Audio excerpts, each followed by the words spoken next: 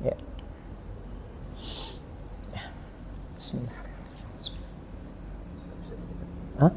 Bisa di Kode. Oke.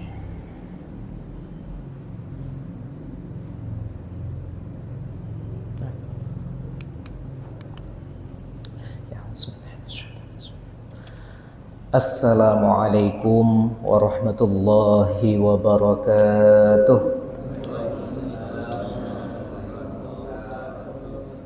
Alhamdulillahi wa kafa, wassalatu wassalamu ala al-mustafa Sayyidina Muhammadin ijtaba wa ala alihi wa ashabihi ahli sidqi wal wafa wa ba'd. A'udzu billahi minasy syaithanir rajim. Bismillahirrahmanirrahim. Alhamdulillahi rabbil alamin. Allahumma salli wa sallim ala sayyidina Muhammad. Allahumma dhakkirna mimma nasina wa 'allimna ma yanfa'una wa zidna 'ilma wa sallallahu ala sayyidina Muhammad walhamdulillahi rabbil alamin. Ma'asyiral hadirin jamaah salat subuh Masjid Baitul Hikmah yang dimuliakan oleh Allah Subhanahu wa taala, bersyukur kita kepada Allah atas segala nikmat dengan ucapan alhamdulillahirabbil alamin. Bersolawat kita kepada Rasulullah sallallahu alaihi wasallam dengan ucapan Allahumma salli wa sallim ala sayyidina Muhammad wa ala alihi wa sahbihi ajma'in. Ma'asyiral hadirin yang dimuliakan oleh Allah Subhanahu wa taala. Pada pertemuan-pertemuan yang telah lalu kita sudah membaca dan mengulas sedikit, mengambil hikmah sedikit daripada ayat-ayat Al-Qur'an, khususnya dalam Quran surah Al-Baqarah. Memang kalau mau dikaji tentu tidak cukup waktunya, maka yang bisa kita ambil adalah hikmah-hikmah yang sedikit, tetapi dengan sedikit itu kita berharap menjadi berkah. Nah, karena kalau sudah barokah, yang sedikit tadi dia bisa bertambah nilainya. Itu nilai-nilai keberkahan. Pada ayat-ayat yang telah lalu dalam surah Al-Baqarah, Allah Subhanahu wa taala telah menjelaskan dua golongan, yakni golongan orang-orang yang bertakwa, kemudian golongan lawannya, golongan orang-orang yang kafir.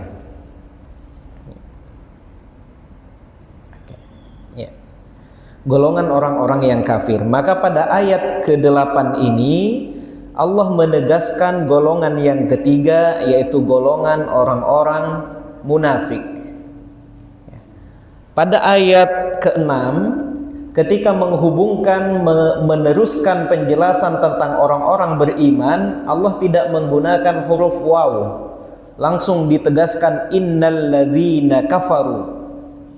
Seolah-olah Allah ingin menjelaskan bahwa tidak ada keterkaitan antara orang yang beriman dengan orang yang kafir. Sementara pada ayat ke-8 ini Allah memulai dengan huruf waw. Wa minan nasi may yaqulu amanna billahi wa bil yaumil akhiri wa ma hum bimu'minin. Kata para ulama, huruf waw pada awal ayat ini menegaskan bahwa golongan yang ketiga ini masih ada sangkut pautnya dengan golongan yang kedua, yakni golongan orang-orang yang kafir yang sudah kita bahas pada pekan yang lalu. Sebagaimana tadi sudah disinggung bahwa Al-Quran membagi manusia, khususnya surah Al-Baqarah ini membagi manusia dalam sikapnya terhadap petunjuk dan manhaj yang Allah berikan. Sebagaimana selalu kita ulang-ulang dalam surah Al-Fatihah, kita minta petunjuk ihdinas siratal mustaqim. Dalam awal surah Al-Baqarah Allah kasih petunjuknya itu adalah Al-Quran, dzalikal kitabu la raiba fih hudan lil muttaqin. Nah, dalam menghadapi hudan atau petunjuk ini, manusia terbagi menjadi 3 golongan. Golongan yang pertama adalah mereka yang beriman, disebut pelakunya sebagai mukmin, yang nanti bisa meningkatkan keimanannya itu ya, dengan sudah kita bahas ada kurikulumnya. Orang beriman bisa meningkatkan derajat keimanannya itu nanti sampai kepada derajat al-muttaqin. Kalau keimanan itu baru nanti di dalam hatinya, tetapi kalau sudah dia bertambah amalnya diperbaiki sampai derajat kepada al-muttaqin.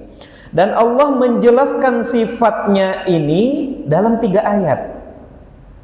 Ayat pertama alif lam mim dzalikal kitabu la raiba fihi hudal lil muttaqin menunjukkan petunjuk itu diambil oleh orang-orang yang bertakwa dan sifatnya dijelaskan dalam 3 ayat. Kemudian lawan dari sifat muttaqin, mukminin itu adalah orang-orang yang menutup dirinya dari kebenaran, maka disebut sebagai kafir. Kafir ini jelas, kalau mukmin jelas sesuai antara ucapan dengan perbuatan, sesuai antara amal hati dengan apa yang diucapkan, sesuai. Yang dia dalam hatinya dengan yang ditampakkan itu sesuai. Sebaliknya orang kafir juga begitu, sesuai antara apa di dalam hatinya dengan apa yang dimunculkan, sesuai dengan ucapan dengan perbuatannya, bahwa mereka betul-betul tidak beriman, mereka menolak keimanan, sesuai. Dan untuk menjelaskan orang kafir ini tidak perlu banyak, cukup 2 ayat karena memang tegas permusuhannya. Tetapi golongan yang ketiga ini, yakni golongan munafik, ada orang-orang yang di depan, di tengah orang ramai mengaku beriman, padahal hatinya kafir. Ada yang ucapannya mengatakan beriman, melakukan perbaikan di muka bumi, tapi perbuatannya justru merusak di muka bumi. Golongan ketiga ini dijelaskan kurang lebih dalam 13 ayat. Ini menunjukkan bahwa golongan ketiga ini pertama harus sangat betul-betul diwaspadai. Karena walaupun ayat ini diturunkan pada masa Nabi SAW, sifat-sifat semacam ini selalu ada sepanjang zaman. Maka kita juga perlu mewaspadai golongan yang ketiga ini, golongan orang-orang munafik. Kenapa? Karena mereka sangat berbahaya dan merusak tatanan keagamaan. Maka 13 ayat yang akan kita baca berikutnya ini menegaskan sifat-sifat munafik. Tetapi kata para ulama, munafik yang ada di 13 ayat ini adalah munafik i'tiqadi. Munafik yang secara i'tikad, secara akidahnya munafik, bukan munafik amali. Karena ada dua pembagian munafik. Ada munafik i'tiqadi, munafik yang secara akidahnya munafik. Yang ini nanti dalam Al-Qur'an dikatakan innal munafiqina fid darkil asfal. Orang-orang munafik i'tiqadi yang dijelaskan dalam 13 ayat berikut ini nanti yang berada di keraknya neraka. Sementara ada munafik amali yang kita sangat familiar hadisnya. Kata Nabi, ayatul munafik, ciri munafik amali. Nah, ini munafik bukan hatinya tapi perbuatannya menyerupai orang-orang munafik i'tiqadi, tapi tidak dilanggengkan dalam darkil asfal. Karena bisa jadi munafik amali ini ada dalam perbuatan orang-orang yang beriman. Apa itu? Kalau bicara dia bohong. Kalau berjanji dia khianat. Kalau wa idza wa'ada akhlafa. Kalau berjanji dia mengingkari. Kalau diberi amanah wa idza tumina khana. Dia berkhianat. Nah, ini munafik amali.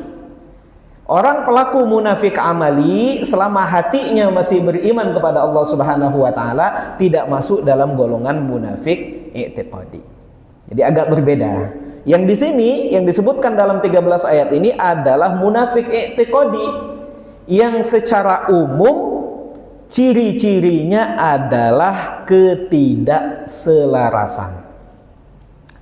Di 13 ayat yang akan dibaca nanti semuanya menjelaskan ketidakselarasan, tidak selaras, tidak seimbang antara yang diucapkan dengan perbuatan, tidak seimbang antara perbuatan hati dengan apa yang ditunjukkan di tengah orang ramai, tidak seimbang nanti di akhirat, tidak seimbang antara dirinya dengan anggota tubuhnya.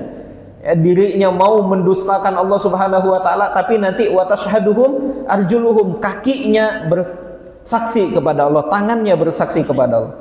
Jadi semua ayat tentang munafik ini menjelaskan tentang ketidakselarasan.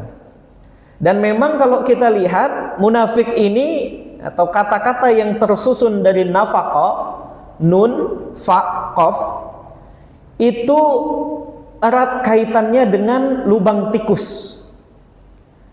Kalau disebut nafaqah dalam bahasa Arab itu maknanya lubang tikus. Apa lubang tikus?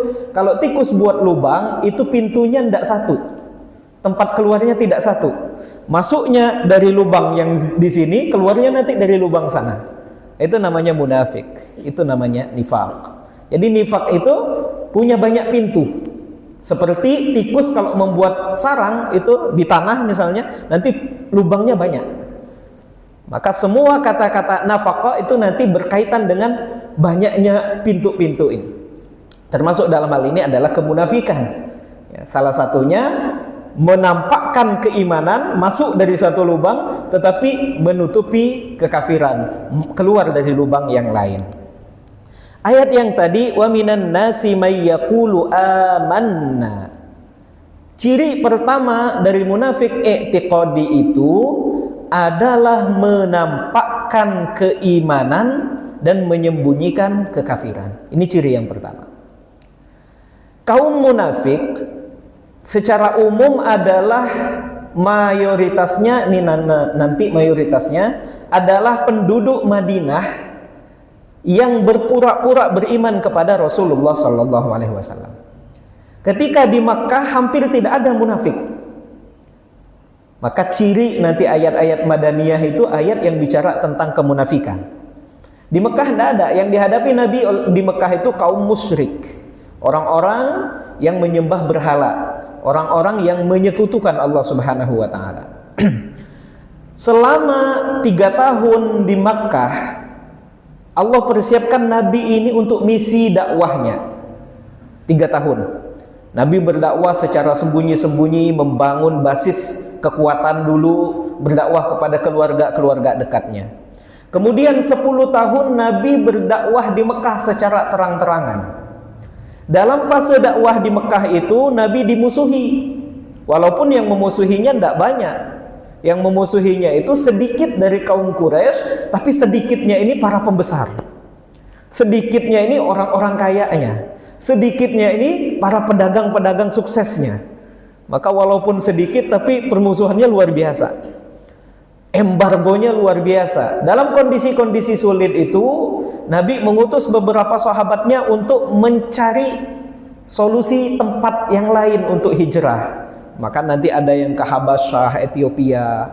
Nah, di antaranya nanti ada dalam perjalanannya ada golongan orang-orang Aus dan Khazraj dari Madinah datang ke Mekah, bertemu dengan Nabi, dikirim sahabat ke sana berdakwah. Kemudian sebagian besar orang-orang Madinah ini mau menerima Nabi SAW.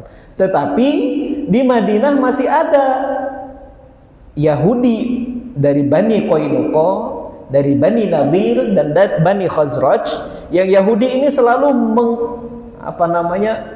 selalu memancing agar suku asli Madinah, suku Aus dan Khazraj ini saling bermusuhan, perang terus-terusan perang. Hampir tidak ada masa damai. Sampailah suatu ketika dari kalangan Khazraj ini ada seorang yang dianggap akan bisa mempersatukan Madinah. Orang yang punya intelektualitasnya bagus saat itu, ya, integritasnya bagus, dikenal oleh masyarakat Madinah sebagai orang yang kompeten untuk menjadi rajanya Madinah, Raja Yasrib saat itu. Nama orang tersebut adalah Abdullah bin Ubay bin Salul. Abdullah bin Ubay bin Salul ini banyak, baik dari kalangan Aus, kalangan Khazraj, meyakini inilah nanti yang bisa mempersatukan penduduk Yasrib, biar tidak perang terus-terusan. Ini nanti yang bisa menjadi rajanya Yasrib. Awalnya begitu. Tetapi begitu Nabi SAW hijrah sampai ke Madinah, yang dilakukan oleh Nabi pertama kali adalah mempersaudarakan antara Aus dengan Khazraj, antara Ansor, Aus Khazraj nanti dijadikan satu golongan, golongan Ansor dengan golongan Muhajirin, orang-orang yang berhijrah dari Madinah. Dan kalau kita baca sejarahnya luar biasa. Nabi itu menjadikan saudara angkat itu seimbang. Orang kayanya disaudarakan dengan orang kaya, biar seimbang levelnya. Nanti orang-orang pedagangnya dengan pedagangnya, pembesar dengan pembesar. Itu cara Nabi. Lalu kemudian tidak hanya mempersaudarakan Aus dengan Khazraj, Nabi juga menghimpun seluruh penduduk Madinah, mau yang Muslim, yang sudah masuk Islam, ataupun yang masih ahlul kitab, termasuk orang-orang Yahudi, untuk bersama-sama membela Madinah. Maka dibuat namanya Piagam Madinah. Maka keberhasilan Nabi ini luar biasa. Kemudian ketika terjadi perang Badar di tahun kedua Hijriah itu, dengan jumlah pasukan yang sedikit, ternyata umat Islam mampu mengalahkan kafir Quraisy. Maka saat itu dominasi kekuatan umat muslim ini di Madinah menjadi kuat, sehingga mayoritas masyarakat Madinah melupakan sosok Abdullah bin Ubay bin Salul. Tidak jadi Abdullah ini menjadi raja, tapi mereka meminta Nabi menjadi pemimpin karena sudah terbukti bisa memberikan keamanan bagi Madinah melalui kemenangan dalam perang Badar. Setelah itu mayoritas penduduk Madinah masuk Islam, dan ada sebagian termasuk golongannya Abdullah bin Ubay bin Salul tadi masuk Islam karena terpaksa. Karena sudah melihat umat Islam sudah menang dalam perang Badar, mereka takut. Kalau mereka tidak Islam, mereka akan kena tindas di Madinah, mereka akan mengalami kerugian-kerugian di Madinah. Maka sebagian penduduk Madinah ada yang masuk Islam karena terpaksa, sehingga agar mereka tidak ditindas oleh umat Islam. Itu kekhawatirannya. Termasuk diantaranya Abdullah bin Ubay bin Salul. Ada juga orang-orang Yahudi, orang-orang Bani Israel yang masuk Islam tetapi sama, munafik juga, menutupi keimanan. Jadi belum betul-betul masuk ke dalam agamanya Allah Subhanahu wa taala. Nah, jadi ini latar belakang singkat kenapa muncul orang-orang munafik. Maka di dalam hati mereka itu ada hasad, ada riya, ada dengki.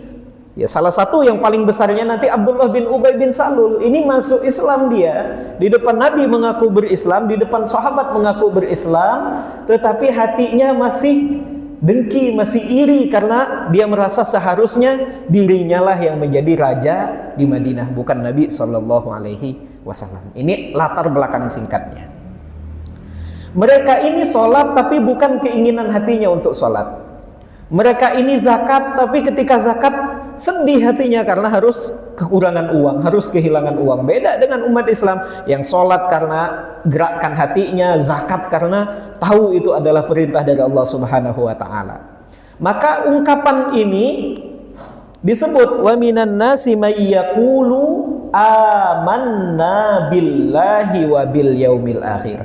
Ada orang-orang Yahudi, ada orang-orang Aus dan Khazraj, mereka mengatakan kami beriman kepada Allah dan hari akhir. Seolah-olah keimanan mereka itu adalah keimanan yang sempurna, karena keimanan kepada Allah itu awal dan keimanan kepada hari akhir itu nanti menjadi akhirnya. Karena nanti dawam kan, tidak ada batasnya kalau sudah beriman kepada hari akhir. Tetapi Al-Quran membahasakan mereka mengatakan amanna, kami beriman, menggunakan fi'il.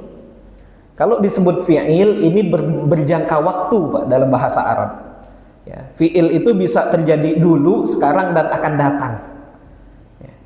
Maka ketika diungkapkan amanna, belum tentu keimanan itu melekat. Maka dijawab oleh Allah Subhanahu wa Ta'ala, wa ma hum bimu'minin, padahal mereka itu ngaku-ngaku saja beriman. Mereka itu tidak atau belum atau bukanlah orang-orang yang mukmin. Mukmin itu isim, kalau isim melekat dia, tidak berbatas waktu, tidak berjangka. Sering kita berikan contoh, ada anak-anak di depan sedang main bola. Nah, mereka bermain bola itu fi'il. Belum tentu mereka pemain bola profesional. Tapi kalau sudah kita katakan misalnya siapa? Muhammad Salah atau Sadio Mane atau siapa di Real Madrid ya, misalnya Kylian Mbappe atau siapapun, kita sebut mereka pemain bola. Isim dia. Ketika sudah isim, mau dia main, mau dia tidak main, dia tetap pemain bola. Beda dengan anak-anak kecil tadi, dia bermain bola ketika bermain. Setelah lepas bermainnya, dia tidak lagi bermain bola. Dia bukan lagi pemain bola. Nah, amanah, mereka mengatakan beriman, tapi hatinya belum mukmin. Jadi amanah mengucapkan dengan lisan, belum tentu mukmin. Karena kalau sudah mukmin itu innamal mu'minuna alladzina idza dzukirallah wajilat qulubuhum. Kalau sudah betul-betul mukmin itu ketika disebut nama Allah bergetar hati mereka. Ya, tapi apakah kemudian semua orang ini harus menjadi mukmin? Ya. Nanti kalau kita baca dalam Al-Quran, minimal sekali kita itu harus menjadi muslim. Wala tamutunna illa wa antum muslimun. Tingkatan paling rendahnya nanti aslama. Ada orang-orang Arab, orang-orang Badui mengatakan qalatil a'rabu amanna, kami sudah beriman. Dibantah dalam Al-Quran, enggak, kamu bukan beriman, kamu itu baru aslamna, baru mengucapkan Islam saja, belum melakukan rukun-rukun Islamnya, belum betul-betul menancap hati sehingga rukun-rukun Islam itu betul-betul dari amalan-amalan hati.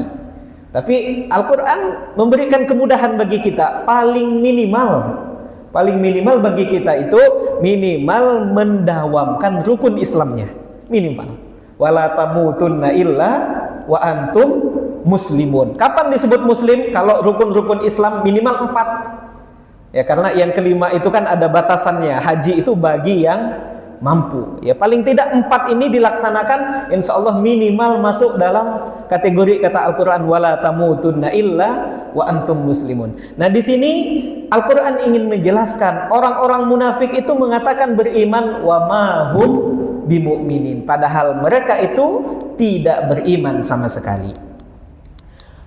Perbuatan mereka itu kemudian dicirikan dalam Al-Quran, yukhadi'unallaha walladzina amanu. Mereka merasa berhasil menipu Allah dan orang-orang yang beriman, dan mereka terus-menerus mengulangi perbuatannya, maka disebut yukhadi'un.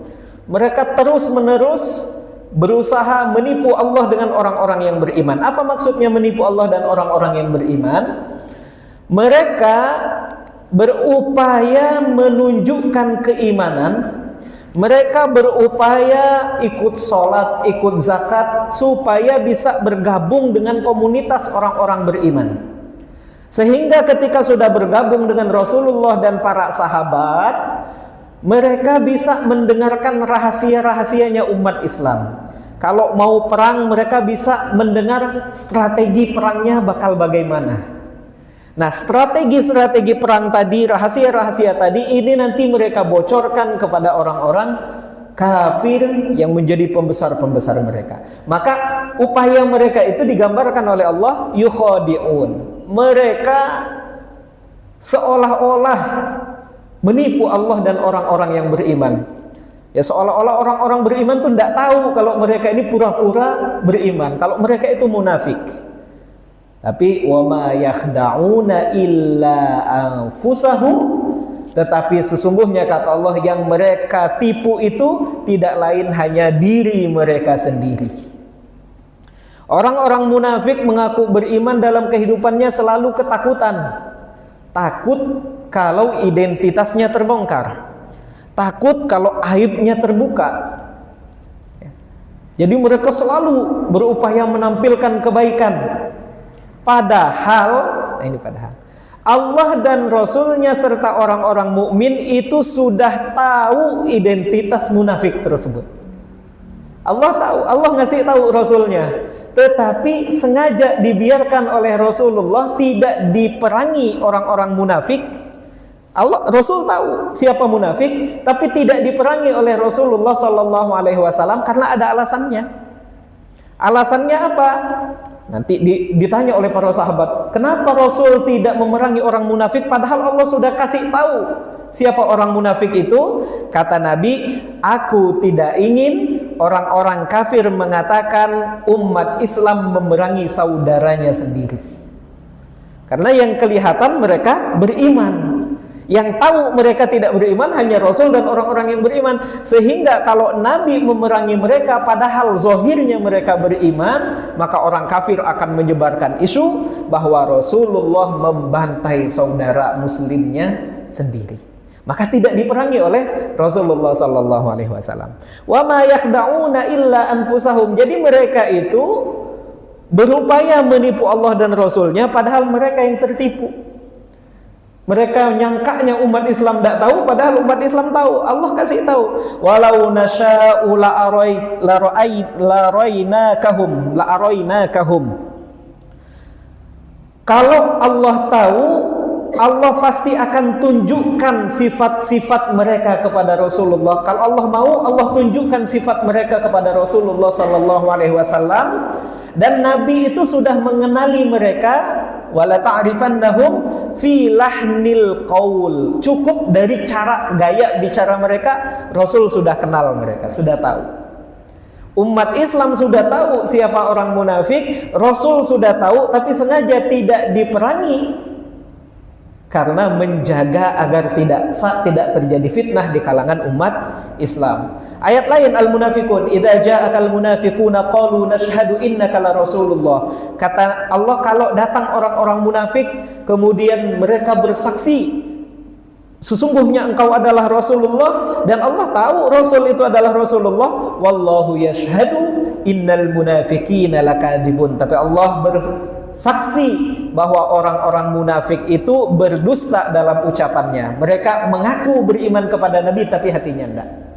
Nah, ini sifat ini kata Allah, orang-orang munafik seolah-olah menipu orang beriman padahal mereka yang tertipu. Orang beriman tidak tertipu, orang iman tahu kalau mereka munafik. Dan kemudian Allah juga menipu mereka. Bagaimana Allah menipu mereka? Allah biarkan mereka di dunia bersama dengan orang-orang yang beriman, bersama dengan golongan yang beriman, tapi nanti di akhirat Allah jadikan mereka fiddarkil asfal, di keraknya neraka, lebih dalam siksanya daripada orang-orang kafir itu sendiri. Jadi kembali kepada ciri yang pertama, Atau ciri umumnya orang munafik itu adalah mereka yang tidak selaras dalam berbagai hal. Di dunia tidak selaras, mereka di dunia berkumpul dengan orang-orang yang beriman, tapi nanti di akhirat mereka berkumpul bahkan lebih dalam dari orang-orang yang kafir karena mereka berada di dalam kerak neraka. Fi qulubihim maradun fazadahumullahu marada walahum adzabun alimum bima kanu yakdzibun. Di dalam hati mereka itu ada penyakit, lalu Allah menambah penyakitnya dan mereka mendapat azab yang sangat pedih karena mereka selalu berdusta. Sifat yang ketiga dari munafik ini adalah pemilik hati yang sakit. Kondisi hati mereka itu adalah hati yang tidak bisa menangkap kebenaran. Mereka melihat, mereka beriman hanya karena takut, karena kekuatan umat Islam saat itu di Madinah sudah sangat kuat, sehingga perbuatan mereka itu tidak ada yang dilandaskan dengan keimanan. Semua perbuatan mereka itu berlandaskan keraguan-raguan, penyakit riya. Mereka sholat bukan karena mau mendapatkan ridho Allah, mereka sholat biar dianggap beriman, mereka zakat biar dianggap beriman. Nah, nanti kelihatan sekali hati mereka itu punya penyakit kalau sudah diajak perang. Kalau sudah diajak perang, apa yang terjadi? Lau yajiduna malja'an au magharatin au muddakhala lawallau ilaihi wa hum yajma'un. Penyakit hati mereka terlihat kalau sudah diajak perang, mereka takut. Kalau ada tempat berlari, mereka kumpul dulu dengan umat Islam. Tapi kalau sudah di jalan, mereka nyari caranya gimana bisa kabur. Dalam perang Uhud, 1000 pasukan muslim sudah bergerak mau ke perang Uhud, ke padang Uhud. Tiba-tiba ada 300 orang yang lari ketakutan, melipir dia. Pimpinannya adalah Abdullah bin Ubay bin Salul. Ini orang munafik. Dalam hati mereka ada penyakit. Fi qulubihim marad. Dan sebenarnya penyakit hati itu ada obatnya. Wa nunazzilu minal Qur'an ma huwa syifaa'u wa rahmatul lil mu'minin. Ada obatnya keimanan yang benar dan juga Al-Qur'an, tapi mereka tidak mau mengikuti kebenaran Al-Qur'an sehingga penyakitnya bukannya sembuh.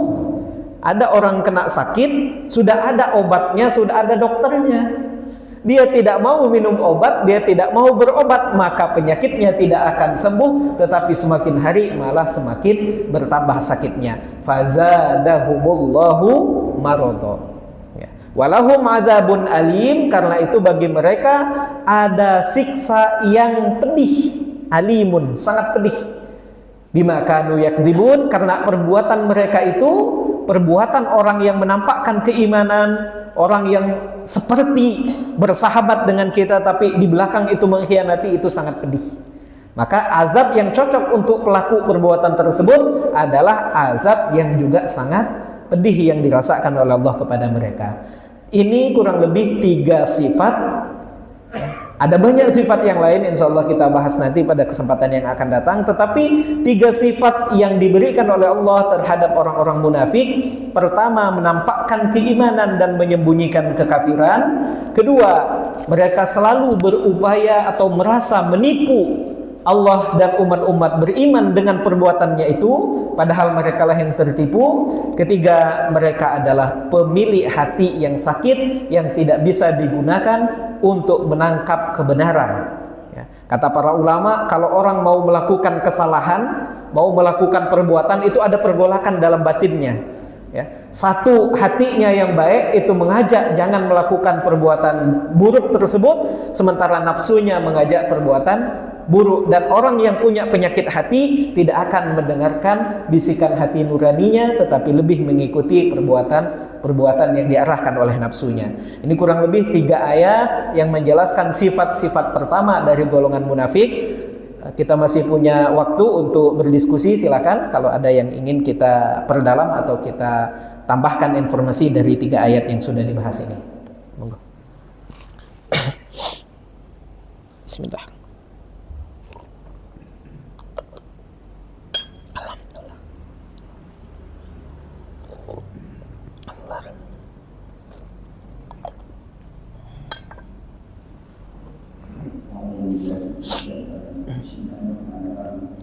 Assalamualaikum warahmatullahi wabarakatuh. Waalaikumsalam warahmatullahi wabarakatuh.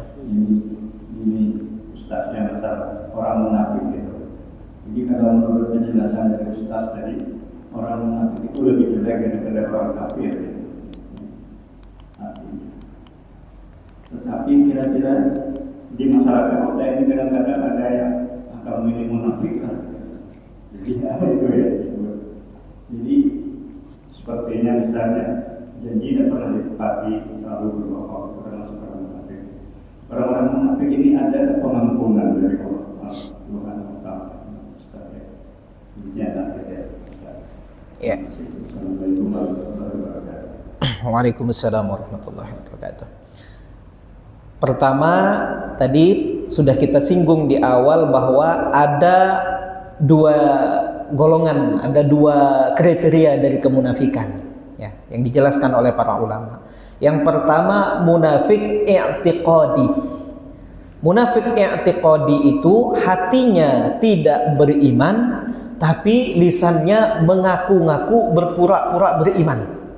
Nah, ini yang ditegaskan oleh Allah, innal munafiqina fid darkil asfal. Mereka berada di kerak paling bawah. Lebih parah dari orang-orang kafir. Orang kafir itu menunjukkan kekafiran dan dia diazab. Tetapi orang munafik ini pura-pura beriman padahal hatinya kafir. Maka lebih dalam lagi azabnya. Ya, mudzabdzabina baina dzalik. Orang kafir itu gampang dia antara beriman atau tidak beriman, dia berada di tengah-tengah, tidak punya pendirian. Ini yang pertama. Kalau munafiknya munafik i'tiqadi, ya, dan kemudian sampai akhir hayatnya dia tidak bertaubat kepada Allah, tetap menjaga kemunafikannya ini, maka tidak ada ampun. Tidak ada ampunan dari Allah Subhanahu wa Ta'ala bagi mereka. Beda halnya dengan munafik amali. Munafik amali ini sifat atau perbuatan yang bisa melekat kepada siapapun, termasuk orang mukmin saat ini. Nah, kalau disebut kamu munafik dan lain-lainnya, itu tadi munafik amali. Ya, munafik amali itu yang kata Nabi tadi, cirinya 3. Kalau berkata banyak bohongnya. Ya, kita kadang-kadang karena cerita-cerita lagi nongkrong-nongkrong di pos ronda, ya itu banyak bohongnya. Tapi tidak termasuk dalam munafik i'tiqadi, karena itu kan hanya candaan. Ya, termasuk perbuatan yang dilarang oleh Allah Subhanahu wa Ta'ala, tapi tidak masuk sampai kepada munafik i'tiqadi. Kalau munafik i'tiqadi ini kaitannya dengan keimanan. Ya. Kemudian wa idza wa'ada, kalau janjinya mau ketemu jam 9, datangnya jam 10. Banyak kita yang gitu, Pak. Ya kadang-kadang kenapa buat kayak gitu ya? Karena sudah budayanya budaya ngaret. Awalnya kita janji jam 9, begitu datang jam 9 nggak ada orang. Janji jam 8, begitu jam 8 pintu belum dibuka. Maka pada akhirnya buat undangan, rapatnya memang maunya jam 10, tapi undangannya dibuat jam 8. Kenapa? Karena sudah tahu pesertanya bakal ngaret. Karena kalau diundang jam 10, datangnya jam 11. Maka yang kayak gini ini tidak termasuk dalam munafik i'tiqadi. Tetapi ya kalau bisa dihindari, kalau bisa. Tapi kadang-kadang sulit, Pak. Kadang-kadang sulit. Mau rapat, sudah jelas rapatnya, kita sudah tahu rapatnya nanti jam 9. Tapi karena menghindari tradisi ngaret, maka dibuat undangannya jam 7.30. Ya, padahal memang sudah tahu nanti rapatnya dimulai dari jam 8 supaya nanti ketika jam 8 undangannya tidak terlambat. Nah, kurang lebih begitu. Tapi ini tidak termasuk munafik i'tiqadi.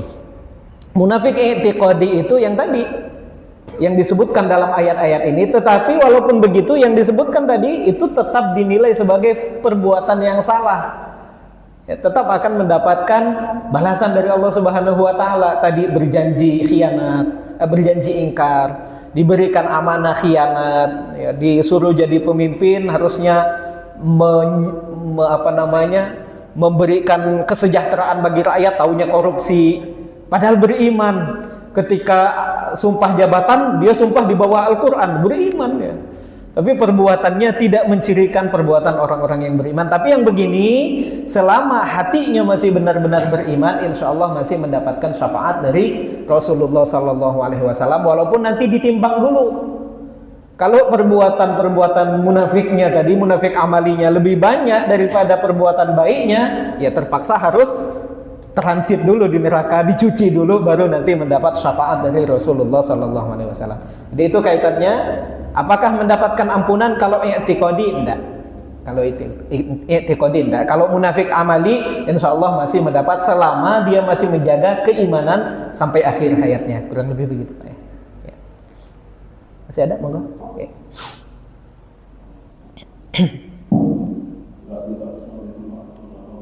Waalaikumsalam warahmatullahi wabarakatuh. Terkait dengan munafik tadi Pak ya, dia itu mengakui Islam, tapi cara melaksanakan ibadahnya sama belakang misalnya. Kan banyak sekarang Pak, akidah cara akidahnya berbeda. Gimana tuh Pak? Ya Islam, dia kan Islam, tapi cara penerapan akidahnya berbeda dengan yang umumnya misalnya. Iya. Masuk mana tuh akidah? Apakah munafik yang mana tuh? Makasih Pak. Ya. Yang disebut sebagai kemunafikan itu hatinya tidak beriman, tapi lisannya beriman. Itu kata kuncinya, tidak selaras. Nah, bagaimana dengan sama-sama beriman tapi amaliyahnya berbeda, amalan-amalan ibadahnya berbeda? Nah, ini termasuk nanti dalam yang kata ulama ikhtilafu ummati rahmah. Perbedaan pandangan dalam beribadah di antara umat Nabi SAW adalah rahmat, dan itu perbedaan-perbedaan semacam itu bisa saja terjadi karena tidak semua sahabat ini bersama dengan Rasul full 24 jam.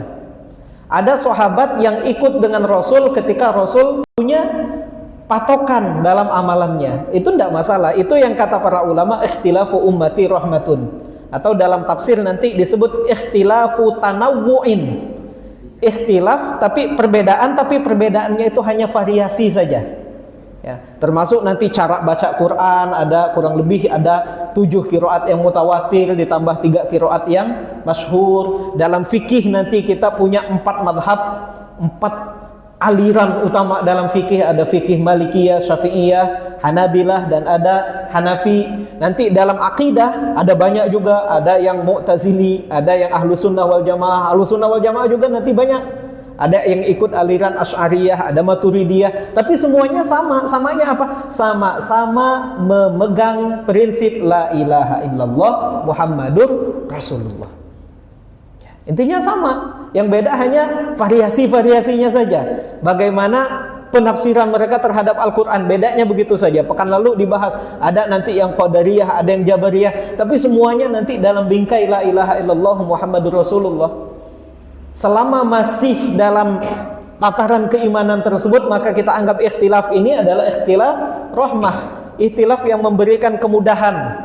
Contoh kita Syafi'iyah, bagi kita bersentuhan kulit laki-laki dan perempuan dengan syahwat atau tanpa syahwat membatalkan wudu. Begitu sampai di Mekah tidak bisa lagi kita pakai. Ketika sudah tawaf, ya umat Islam Indonesia yang perempuan itu pakai kaos kaki. Ya, karena memang fikihnya begitu ketika sedang tawaf. Tapi yang dari madhab yang lain tidak pakai kaos kaki. Ketika sedang tawaf, banyak kena injek-injek kita. Badan Indonesia kan tidak terlalu besar. Ketemu dengan orang-orang luar yang perempuannya tidak pakai kaos kaki, atau mungkin dia sedang ihramnya tawafnya bukan tawaf untuk umroh, memang tawaf misalnya ketika tawaf datang ke masjid, maka bisa jadi nginjak kaki kita. Kalau kita mau pakai Syafi'iyah, bersentuhan sengaja tidak sengaja batal, tidak selesai tawaf kita, Pak. Maka ini kata para ulama, ketika saat itu kita boleh mengikut pendapat Imam Malik bahwa yang membatalkan itu kalau membangkitkan nafsu. Kalau diiringi dengan hawa nafsu, maka bisa membatalkan. Kalau tidak, maka tidak membatalkan. Itu bisa dipakai. Nah, artinya selama konteksnya dalam hatinya masih betul-betul ada keimanan, cuman gurunya berbeda, ya, dan gurunya ini terus punya guru sampai ke sahabat yang berbeda-beda, dan sahabat itu belajar ke Nabi dalam konteks yang berbeda-beda. Nabi itu tidak sama ngajarin sahabat, tergantung tingkat keilmuan sahabat, tergantung kondisi sahabat. Ada sahabat yang kerjanya mau ibadah sholat saja, Ya, maunya yang mudah-mudah saja. Maka ketika nanya kepada Nabi, apa amalan paling afdal? Kata Nabi, jihad fisabilillah. Ya, karena dia tidak punya semangat keimanan, maka dikasih ibadah paling tinggi adalah jihad. Ada yang kerjanya ya dakwah kemana-mana sampai ibunya tidak diurus, datang kepada Nabi, apa amalan paling tinggi? Kata Nabi, amalan paling tinggi itu birrul walidain. Ada lagi sahabat datang kepada Nabi, apa amalan paling mulia, paling tinggi? Kata Nabi, as-salatu ala waktiha, salat pada waktunya. Ini berbeda-beda. Kenapa? Sesuai dengan kondisi sahabat yang dihadapi. Nah, dan kita belajar, ya mungkin tidak kepada semua sahabat, mungkin jalur kita nanti belajarnya kepada sahabat Abdullah bin Abbas yang baca sholatnya pendek-pendek. Ya makanya sholat kita misalnya bacaan surahnya pendek-pendek. Ada nanti yang belajar gurunya sampai kepada Mu'adz bin Jabal, yang kalau sekali sholat 1 rakaat baca Al-Baqarah. Maka kalau sholat panjang-panjang, ya itu tidak apa-apa.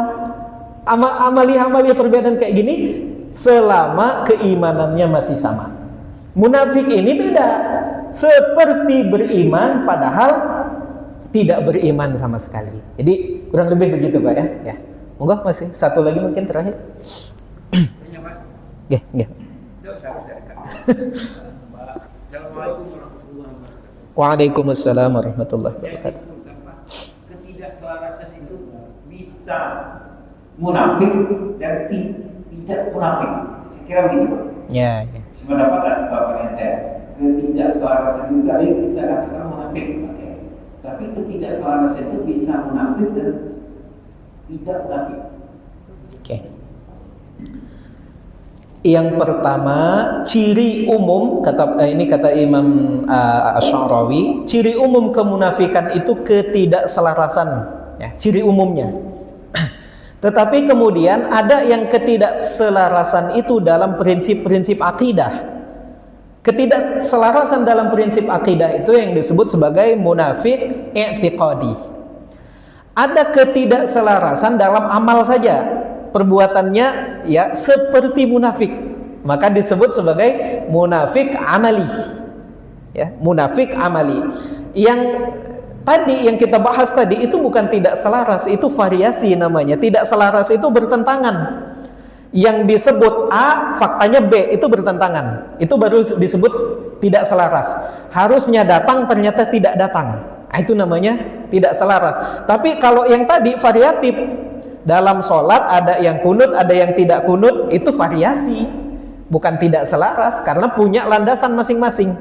Ya, nanti dalam logika ada yang sesuatu yang betul-betul tidak bisa bertentangan sama sekali. Kalau kita katakan seorang itu berdiri, maka mustahil dia duduk. Nah, ini yang munafik yang begitu. Munafik itu yang betul-betul tidak selaras. Kalau ketidakselarasan itu berkaitan dengan akidah, mengakunya beriman padahal tidak beriman, hatinya tidak beriman, maka itu disebut sebagai munafik i'tiqadi yang diancam oleh Allah berada di neraka. Tapi kalau perbuatannya hanya perbuatannya saja, ya kita berhusnuzon kepada Allah Subhanahu wa taala selama bukan amal hati. Nah, selalu amal hati ini sangat berat. Maka dalam awal-awal Al-Baqarah itu selalu, ya, siapa orang muttaqin? Alladzina yu'minuna bil ghaib, amalan hati. Ya, amalan hati itu berat sekali timbangannya. Maka amalan hati ini yang bisa menjadikan seorang munafik atau tidak. Selama perbuatan salahnya itu bukan karena amalan hati, maka kita berhusnuzon semoga masih termasuk yang mendapat syafaat dari Rasulullah sallallahu alaihi wasallam. Ya, gitu Pak, kurang lebih. Ya, alhamdulillah. Oh masih ada, moga masih. Dari kajian ini kan titik poinnya adalah hati.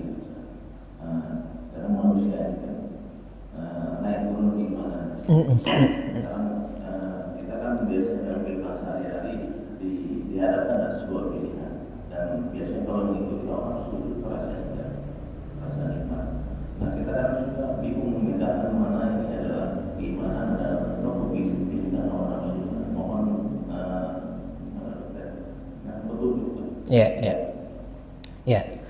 Ya, betul sekali Pak. Bahkan Al-Quran betul bahasanya dijadikan indah, dijadikan perhiasan. Zuyyina linnasi hubbus syahawat. Mengikuti hawa nafsu itu dijadikan indah. dijadikan enak, dijadikan luar biasa. Ya. Maka salah satu upayanya, karena ya kata Nabi, al-iman yazid wa yanqus. Iman itu ketika belum sampai tahap mukmin yang hakiki tadi itu bisa naik, bisa turun. Kadang-kadang kita mengikuti keimanan, kadang-kadang mengikuti hawa nafsu. Maka ada beberapa riwayat simple Nabi memberikan rumusan. Yang disebut keimanan, yang disebut albir, kebaikan, itu adalah yang hati kita tenang dalam melakukannya. Sementara yang disebut kemaksiatan, yang disebut hawa nafsu itu maha kafi sadrik, yang hati kita itu gelisah. Wakarihta, kuncinya ini, wakarihta ayat toli'a alaihin nas. Dan kita tidak senang kalau perbuatan itu diketahui oleh manusia. Ya. Artinya kalau ada perbuatan yang kita tidak mau orang lain tahu, berarti itu ngikuti hawa nafsu. Simpelnya begitu. Kalau ada perbuatan yang ini jangan sampai ketahuan oleh orang lain, sudah. Nanti ada di slide berikutnya, tidak apa-apa sedikit. Imam Ash-Sha'rawi itu nanti insya Allah di pekan depan kita bahas lebih jauh. Ngasih contoh yang simple sekali. Ada seorang laki-laki dengan perempuan di dalam sebuah apartemen. Yang pertama, suami dengan istrinya di dalam apartemen. Dia tenang. Suatu ketika ada yang mengetok di pintu, hatinya tidak gelisah, tenang dia. Dia buka pintu, kalau ternyata yang mengetok itu sahabatnya, disuruh masuk, bahkan dipaksa, ayo masuk dulu, makan dulu, minum, istrinya membuatkan minuman dan sebagainya. Kasus yang sama, ada laki-laki bukan dengan istrinya di apartemen. Kemudian ada yang mengetuk pintunya, apa yang terjadi? Ketakutan. Kasusnya sama, Pak. Ada laki-laki dan perempuan di sebuah apartemen dan ada yang mengetuk pintu. Yang pertama, tenang hatinya. Kenapa? Halal. Ini tidak ada keraguan di dalamnya. Albir, ini baik. Dia dengan istrinya. Kalau ada orang datang, malah disuruh masuk. Tapi kasus yang kedua, begitu ada orang datang, mulai nyari gimana caranya nyembunyikan kalau ada pintu darurat dikeluarkan dan sebagainya. Jadi gampangnya begitu. Nabi ngasih simple, rumusnya simple. Kalau yang mengikuti hawa nafsu, maha kafi sodrik, kalau kita gelisah, wakarih ta'ayyat toli'a alain nas, kita tidak mau orang lain tahu perbuatan itu, maka itu sudah mengikuti hawa nafsu. Walaupun dalam pandangan pelakunya dijadikan indah. Zuyyina linnasi hubbus syahawat. Sebenarnya slide-nya di materi berikutnya. Nanti ya sambil jalan semoga nanti sampai pada materi tersebut. Begitu Ustaz ya, kurang lebih. Alhamdulillah. Oh ya, terakhir. Mereka sudah mengucapkan syahadat, mereka secara langsung muslim.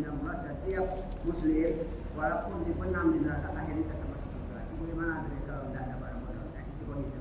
Iya. Iya. Terkait munafik i'tiqadi, ya, Allah sudah tegaskan innal munafiqina fid darkil asfal. Hukum mereka di neraka selama-lamanya. Kenapa? Karena ucapan mereka bukan dari keinginan hati. Walaupun mereka, bedanya begini, ketika seorang sudah mengucapkan syahadat, maka di dunia, di dunia diperlakukan sebagai muslim. Di dunia diperlakukan sebagai muslim. Apa? Kalau dalam peperangan orang kafir mengucapkan la ilaha illallah, sudah mau ditebas sekalipun tidak boleh ditebas, tidak boleh dibunuh, haram dibunuh. Diperlakukan betul-betul di dunia diperlakukan sebagai muslim. Akhirat itu urusan Allah Subhanahu wa taala dan Allah sudah janjikan. Nah, itu makanya Nabi tidak memerangi kaum munafik. Kenapa? Karena zahirnya sudah beriman. Dan kalau kita memerangi orang yang zahirnya beriman, akan muncul fitnah bahwa umat beriman memerangi saudaranya sendiri. Artinya, dalam kehidupan dunia, seorang yang sudah mengucapkan syahadat siapapun dia, mau hatinya betul-betul beriman atau tidak, maka diperlakukan sebagai muslim. Ada sahabat sedang perang, musuhnya mengucapkan la ilaha illallah, tetap dibunuh. Datang kepada Nabi, dimarah sama Nabi. Kata Nabi, itu kan sudah mengucap syahadat, kenapa kamu bunuh? Kata sahabat tadi, itu tadi ya Rasul, dia mengucapkan syahadat karena sudah takut pedang saya sudah mau dekat lehernya. Sementara ketika dia masih kuat, tidak ada syahadat-syahadatnya. Apa kata Nabi? Apakah sudah engkau bedah hatinya sehingga engkau tahu apa yang ada dalam hatinya? Tidak. Maka kalau sudah bersyahadat diperlakukan sebagai muslim di dunia. Tapi Allah itu maha adil, di dunia diperlakukan sebagai muslim, di akhirat innal munafiqina fid darkil asfal. Jadi kita enggak, bagi kita nih sikap kita umat Islam tidak harus memerangi orang yang munafik. Ya, enggak bisa, karena dia di zahirnya mengucapkan beriman kepada Allah, dan barang siapa yang sudah syahadat di dunia diperlakukan sebagai umat Islam. Kalau meninggal maka disolati, ya, disolati, dimandikan, dikuburkan dengan benar sesuai dengan ajaran agama Islam. Kenapa? Karena kita tidak tahu dalam hatinya betul-betul munafik atau tidak. Tapi Allah maha adil, percayalah Allah maha adil, maka pasti Allah akan memberikan ganjaran yang setimpal. Kurang lebih gitu Pak Haji ya. Insyaallah kita lanjutkan pada pekan yang akan datang. Kita akhiri dengan doa. A'udzubillahi minasyaitonirrajim. Bismillahirrahmanirrahim. Alhamdulillahirabbil alamin. Allahumma shalli wa sallim ala sayyidina Muhammad. Allahumma dzakkirna mimma nasina wa 'allimna ma yanfa'una wa zidna 'ilma. Wa sallallahu ala sayyidina Muhammad walhamdulillahirabbil alamin. Wallahul muwaffiq ila aqwamit thoriq. Wassalamu alaikum warahmatullahi wabarakatuh.